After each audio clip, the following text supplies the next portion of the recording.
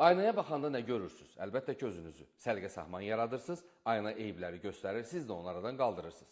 Amma bir ümumi aynamız da var. Bu ayna o aynadan deyil.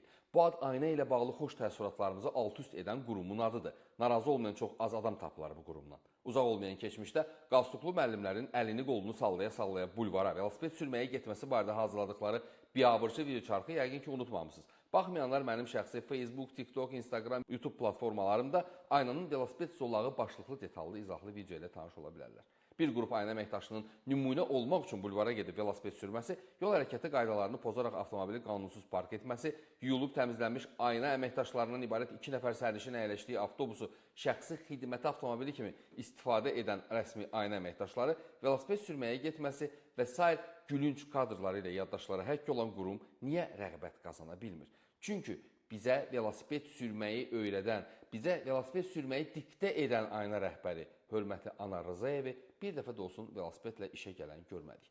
Əməkdaşları belə hazırladıkları videoçarxda şəhərdə süni tıxac yaradan velosiped zolaqlarında hərəkət etməyi özlərinə rəva bilmədilər, heç bilmirlər də.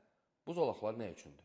Bir küçədə başlayıb mənasız bir istiqamətdə yarımçıq qalan velosiped zolaqlarını çəkəndə yolların zamanında hansı sayda avtomobilləri intensivliyi üçün nəzərdə tutulduğu unudulub deyəsən.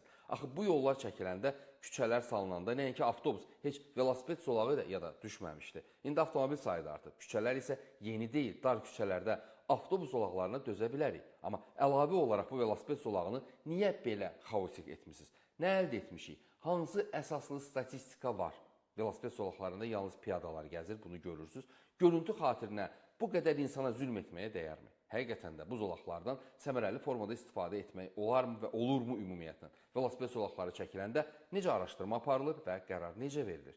Əgər bir qurumun gördüyü iş əsaslı köklü deyilsə və addımı səhvlərlə doludursa, sürücü və sərnişinlər niyə ayna rəhbərliyinin məlum yanlış qərarlarından əziyyət çəkməlidirlər? Bu qurumda dövlətin inventarlarını, resurslarını xərcləyən şəxslərdən hesabat istəniləndə nə cavab verəcəklər?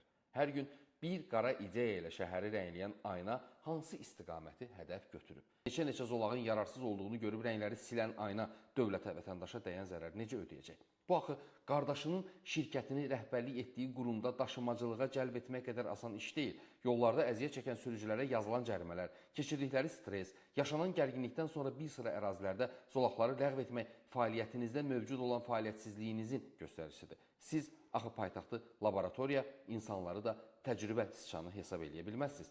Suallar çoxdur, amma kim bu suallara cavab verəcək?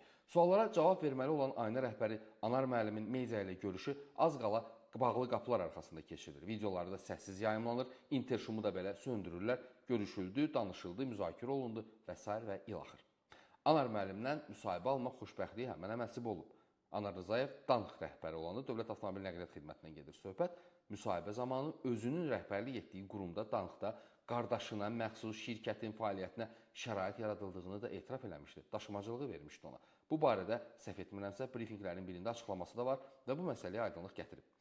Ayna rəhbəri olaraq bizi yollarda sıxan müəllimin yalnız foto əksini görə bilirik. Suallar isə açıq olaraq qalır. Cənab Rzayev, aynada əksiniz yaxşı görünür. Olduğunuz kimi görünürsünüz.